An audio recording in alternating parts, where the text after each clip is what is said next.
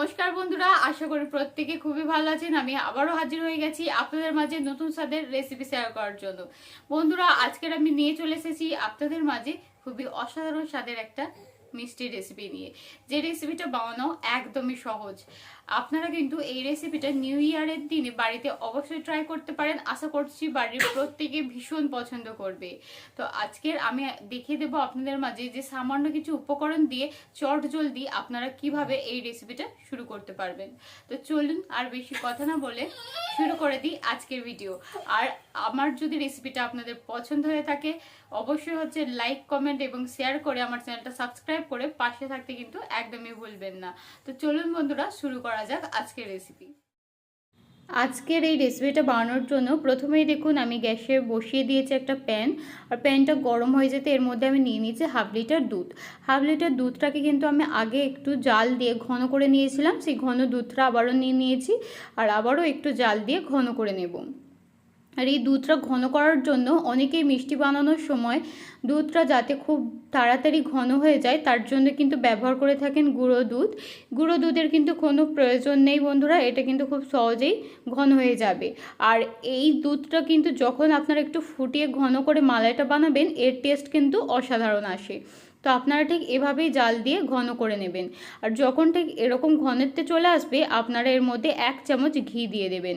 আমি এখানে 1 চামচই ঘি দিয়েছি, যেহেতু এটা গোলা নয় তাই অর্ধেক লাগছে, তবে এটা গোলা হলে 1 চামচ ঘি হয়ে যাবে। দেখুন ঘিটাকে খুব ভালোভাবে মিশিয়ে নিচ্ছি। আর ঘি এটা দেওয়ার জন্য যেমন তলাতে দুধটা লেগেও যাবে না, তেমন কিন্তু এই মিষ্টিটার ফ্লেভারটা দারুণ আসবে। আপনারা কিন্তু ঘি দিতে একদমই মিস করো না। আর এর মধ্যে দিয়ে দিলাম আমি 3 চামচ চিনি। আপনারা যদি খুব চড়া মিষ্টি পছন্দ করেন তাহলে চিনির পরিমাণটা বাড়াতে পারেন, তবে আমার মনে হয় এইটুকু মিষ্টি যথেষ্ট একটা মিষ্টি স্বাদের জন্য। তো আমি এখানে 3 চামচ চিনি দিয়ে এটাকে খুব ভালো করে কিন্তু নেড়ে চেড়ে গুলিয়ে নেব। একটু সময় দিয়ে গুলিয়ে নেবে। আর আমি এই পর্যায়ে কিন্তু আঁচটাকে মিডিয়ামে রেখেছি, কারণ হাই আঁচে দেবো না, তাহলে এই দুধটা কিন্তু আরও ঘন হয়ে যাবে, গিয়ে ঘনত্বটা একদম শুকিয়ে যাবে, সেক্ষেত্রে আমাদের মিষ্টি বানাতে অসুবিধা হবে। তাই একদম আঁচটাকে আমি লো টু মিডিয়াম আঁচে রেখেছি। আর এই পর্যায়ে এবার আমি কিন্তু দিয়ে দেব ছানা। বন্ধুরা, ছানার মিষ্টি বানানোর সময় কিন্তু অনেক ঝামেলা থাকে। যেমন প্রথমেই ছানাটাকে একদম চিপে জল ঝরিয়ে নিতে হয়, তারপরে সুতির কাপড়ে করে বেঁধে রেখে একদম ছানাটাকে ঝরঝরে করে নিতে হয়, তবেই মিষ্টি বানানো যায়। তবে আজকের মিষ্টিটা বানানোর জন্য দেখতেই পেলেন আমি কিন্তু এটা শুধুমাত্র জাস্ট চিপেই জলটা ঝরিয়ে দিয়েছি, বেঁধে ঝুলিয়ে রাখিনি, রেস্টে রাখার কোনো প্রয়োজন নেই। সঙ্গে সঙ্গে কিন্তু আমি ছানাটা ব্যবহার করে নিয়েছি। তবে এখানে একটা ছোট্ট টিপস বন্ধুরা, আপনারা খেয়াল রাখবেন যখন আপনারা ছানাটা মালাইয়ের মধ্যে দেবেন যেন আঁচটা একদম লোতে থাকে, আর যেন ছানার মধ্যে জল না থেকে যায়, তাহলে কিন্তু মালাইয়ের মধ্যে দেওয়ার সাথে সাথেই যে মালাই দুধটা সেটা কিন্তু ছানা কেটে যাবে। এই দিকটা কিন্তু খেয়াল অবশ্যই রাখবেন, তাহলে দেখবেন পারফেক্টভাবে মিষ্টিটা বানাতে পারবেন। যখন ঠিক এরকম ঘন হয়ে গেছে তখন দেখুন এখানে আমি একটা প্লাস্টিক টিফিন বক্স নিয়ে নিয়েছি, আর এই পাত্রটার মধ্যে ঘিটাকে ব্রাশ করে নিয়েছি ভালো করে। নেওয়ার পরে এবার আমি পুরো মিশ্রণটা এই টিফিন বক্সের মধ্যে নিয়ে নেব। আপনারা যে কোনো পাত্রে করে কিন্তু সেট করতে পারেন, তবে যদি ফ্রিজে দিয়ে সেট করেন তাহলে যে কোনো পাত্রে আপনারা কিন্তু বসাতে পারবেন। তবে বন্ধুরা, যদি আপনাদের বাড়িতে ফ্রিজ না থাকে তাও কিন্তু আপনারা মিষ্টিটাকে খুব সহজে সেট করে নিতে পারবেন।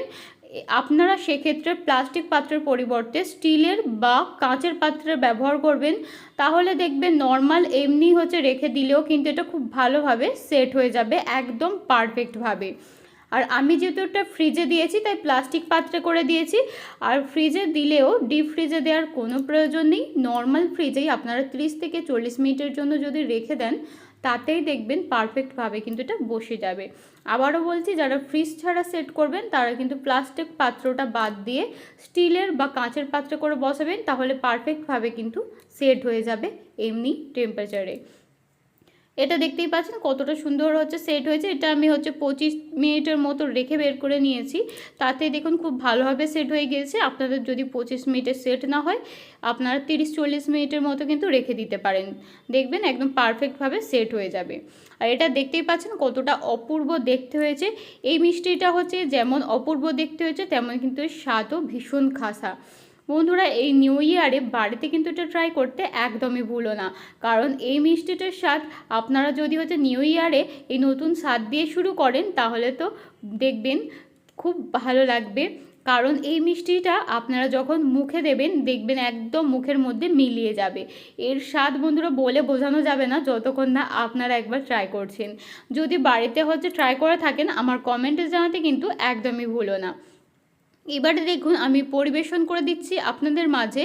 আর যদি একটু খেয়াল করেন বুঝতে পারবেন এই মিষ্টিটা এতটাই সফট, এতটাই নরম তুলতুলে যে এখানে কিন্তু আমি যেটা দিয়ে কাটছি এই ছুরিটা কিন্তু এমনি কেক কাটার যে প্লাস্টিকের যে ছুরি হয় সেটা দিয়েই কাটছি। আর দেখুন খুব সহজে কিন্তু এটা একদম পারফেক্টভাবে কেটে যাচ্ছে, কারণ এই মিষ্টিটা একদম নরম তুলতুলে, তাই কিন্তু একটা প্লাস্টিক ছুরি দিয়েও খুব সহজে কেটে নেওয়া হয়ে গেছে। এবার আমি আপনাদের মাঝে পরিবেশন করে দেবো। বন্ধুরা আজকের এই মিষ্টির রেসিপিতে আমি কিন্তু একদম পারফেক্টভাবে বানানোর জন্য দুটো টিপস আপনাদের মাঝে শেয়ার করব। অবশ্যই আপনারা কিন্তু এই টিপসগুলো যদি ফলো করে হচ্ছে বানান তাহলে দেখবেন এই মিষ্টিটা একদম পারফেক্টভাবে বানাতে পারবেন। যে কখনোই বাড়িতে কোনো দিন মিষ্টি বানাননি বা কোনো রেসিপি বানাননি সেও কিন্তু একদম পারফেক্টভাবে বানিয়ে ফেলতে পারবেন একবারেই, যদি সমস্ত টিপসগুলো ফলো করেন। দেখতেই পাচ্ছেন মিষ্টিটা কতটা পারফেক্টভাবে তৈরি হয়েছে। যেমন পারফেক্টভাবে তৈরি হয়েছে তেমন দেখুন এটা দেখতেও কতটা সুন্দর হয়েছে। বাইরে যে হচ্ছে মালাইয়ের যে হচ্ছে ভাবটা সেটা দেখতেই পাচ্ছেন একদম ক্রিমের মতো হয়েছে, যার জন্য এটা দেখতে যেমন সুন্দর লাগছে মুখে যখন আপনি দেবেন দেখবেন মুখের মধ্যেও কিন্তু মিষ্টিটা একদম তুলোর মতো মিলিয়ে যাবে। তো বন্ধুরা আশা করছি আজকের রেসিপিটা আপনাদের খুবই পছন্দ হয়েছে।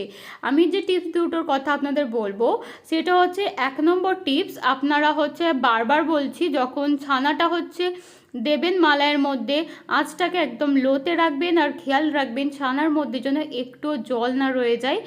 যেহেতু ছানাটা আমরা লেবু দিয়ে কাটাবো তার জন্য কিন্তু যদি একটু জল রয়ে যায় তাহলে মালাইটাও কিন্তু ছানা কেটে যাবে।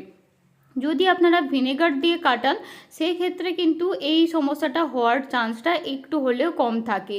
কিন্তু বেশিরভাগ আমরা কিন্তু বাড়িতে ছানা যখন কাটাই তখন পাতিলেবু দিয়ে কাটাই, আর পাতিলেবু যেহেতু দিয়ে কাটাই আমরা তাই কিন্তু এটা খেয়াল রাখতে হবে যেন একটু জল না রয়ে যায়, তাহলে কিন্তু মালাইটাও ছানা কেটে যাবে। আশা করছি আজকের রেসিপিটা আপনাদের ভীষণ পছন্দ হয়েছে, তাই একটা লাইক করে এবং আমার চ্যানেলটা সাবস্ক্রাইব করে আমার পাশে থাকার অনুরোধ রইল প্রত্যেকের কাছে। তো বন্ধুরা আজকের এই মজাদার রেসিপিটা আমি এখানেই শেষ করছি। দেখা হচ্ছে নেক্সট ভিডিওতে আর নতুন কোনো স্বাদের রেসিপির সাথে। সবাই খুব ভালো থাকবেন, সুস্থ থাকবেন। আর যারা এরকমই হচ্ছে সহজ সরল এবং পারফেক্ট রেসিপি হচ্ছে চান তারা অবশ্যই আমার চ্যানেলটা কিন্তু সাবস্ক্রাইব করে অল বাটনটা প্রেস করে রাখবেন এবং আমার সঙ্গে থাকবেন।